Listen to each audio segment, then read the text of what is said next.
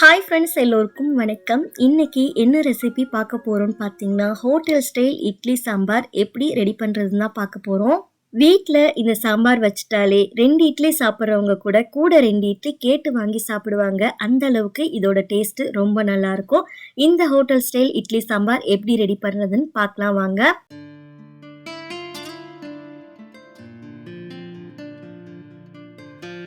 Sambar ready பண்ணுறதுக்கு first நம்ம பருப்பு வேக போட்டுடலாம். ஒரு குக்கர் எடுத்துக்கோங்க. அதில் 1/2 கப் போல் துவரம் பருப்பு சேர்த்துக்கோங்க.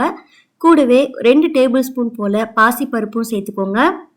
பருப்பை நல்லா கழுவுனதுக்கப்புறமா குக்கர்லேயே 1 கப் அளவுக்கு பரங்கிக்காய் சேர்த்துக்கோங்க. இந்த சாம்பாருக்கு பரங்கிக்காய் சேர்த்து பண்ணோம் அப்படின்னா டேஸ்ட்டு ரொம்ப நல்லாயிருக்கும். இப்போது பருப்பு வேகிற அளவுக்கு தண்ணி சேர்த்துட்டு இதில் கொஞ்சமாக மஞ்சள் தூள், 1 டேபிள் ஸ்பூன் போல் எண்ணெய் விட்டுக்கோங்க. இதையெல்லாம் சேர்த்ததுக்கு அப்புறமா ஒரு டைம் நல்லா கலந்ததுக்கு அப்புறமா குக்கரை மூடி 4லேருந்து 5 விசில் விட்டு எடுத்துக்கோங்க. பருப்பு நல்லா குலைவா கிடைச்சிடும். இந்த சாம்பாருக்கு மசாலாலாம் வறுத்து அரைச்சி ரெடி பண்ண போகிறோம். மசாலாக்கு பார்த்தீங்கன்னா 2 டேபிள் ஸ்பூன் வரமல்லி எடுத்துக்கோங்க.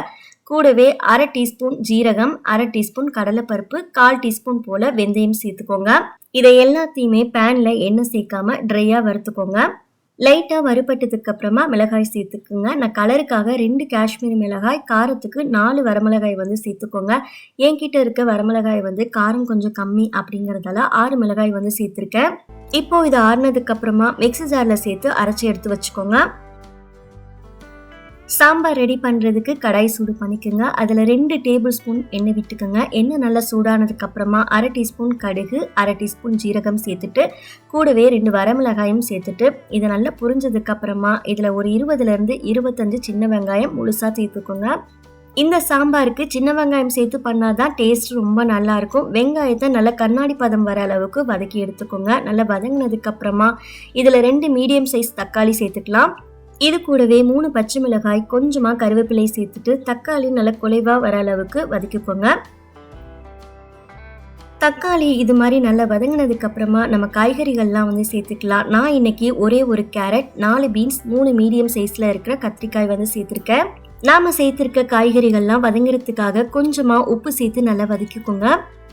இந்த சாம்பாருக்கு உருளைக்கிழங்கு, பச்சை பட்டாணி இதெல்லாம் சேர்த்தும் ரெடி பண்ணலாம். என்கிட்ட இல்லை அப்படிங்கிறதால இந்த காய்கறிகள் மட்டும் சேர்த்துருக்கேன். நாம் சேர்த்துருக்க காய்கறிகளெல்லாம் நல்லா வதங்கினதுக்கு அப்புறமா இதில் 1/2 டீஸ்பூன் மிளகாய்த்தூள், கூடவே அரைச்சி வச்சிருந்த மசாலாவும் இதில் சேர்த்துக்கலாம். காரம் கம்மியாக இருந்தால் மட்டும் நீங்கள் மிளகாய்த்தூள் சேர்த்துக்குங்க, இல்லைனா ஸ்கிப் பண்ணிக்கோங்க. இப்போ மசாலாலாம் சேர்த்ததுக்கப்புறமா நல்லா மிக்ஸ் பண்ணிவிட்டு இப்போது காய்கறிகளெல்லாம் நல்லா வேகிற அளவுக்கு நம்ம கொஞ்சமாக தண்ணி ஊற்றி க்ளோஸ் பண்ணி இதை வேக வச்சு எடுத்துக்கலாம். நாம் சேர்த்துருக்க காய்கறிகள்லாம் ஒரு 3/4 பதம் நல்லா குக்காகி வரட்டும். இப்போ இதை க்ளோஸ் பண்ணிடலாம்.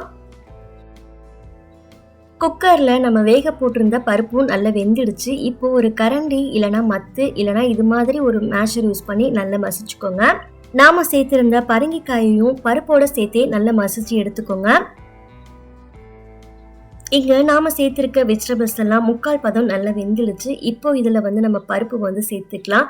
பருப்பு சேர்த்ததுக்கு அப்புறமா இதில் தேவையான அளவுக்கு தண்ணி சேர்த்துக்கோங்க. இப்போ சாம்பாருக்கு தேவையான அளவுக்கு உப்பு சேர்த்துக்கோங்க. கூடவே கொஞ்சமாக பெருங்காய பொடி சேர்த்துட்டு நல்லா ஒரு வாட்டி கரண்டி யூஸ் பண்ணி ஃபுல்லாக கலந்து விடுங்க. இதை கலந்ததுக்கு அப்புறமா க்ளோஸ் பண்ணிடுங்க. நல்லா கொதி வரட்டும்.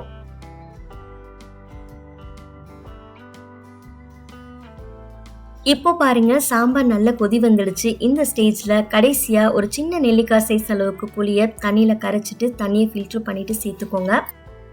இதை ஒரு டைம் நல்லா கலந்து விட்டுட்டு மறுபடியும் க்ளோஸ் பண்ணிடுங்க. அதோட பச்சை வாசனையெல்லாம் போகி வரட்டும். அவ்வளோதான், நம்மளோட சாம்பார் ரெடி ஆயிடுச்சு. ஃபைனலாக இறக்கிறதுக்கு முன்னாடி இதில் 1 டீஸ்பூன் நெய், கூடவே கொஞ்சமாக மல்லி இலை தூவி இறக்குனீங்க அப்படின்னா ஹோட்டல் ஸ்டைலில் இட்லி சாம்பார் சூப்பராக ரெடி ஆகிடும். இட்லி, தோசை இது 2த்துக்குமே ஒரு பக்காவான சைட் டிஷ்னு பார்த்தீங்கன்னா இதுதான். கண்டிப்பாக நீங்கள் வீட்டில் ஒரு டைம் ட்ரை பண்ணி பார்த்துட்டு உங்களுக்கு எப்படி வந்ததுன்னு மறக்காமல் ஃபீட்பேக் ஷேர் பண்ணிக்கோங்க. நெக்ஸ்ட்டு ஒரு ரெசிபி வீடியோவில் பார்க்கலாம். தேங்க்ஸ் ஃபார் வாட்சிங். பபாய்.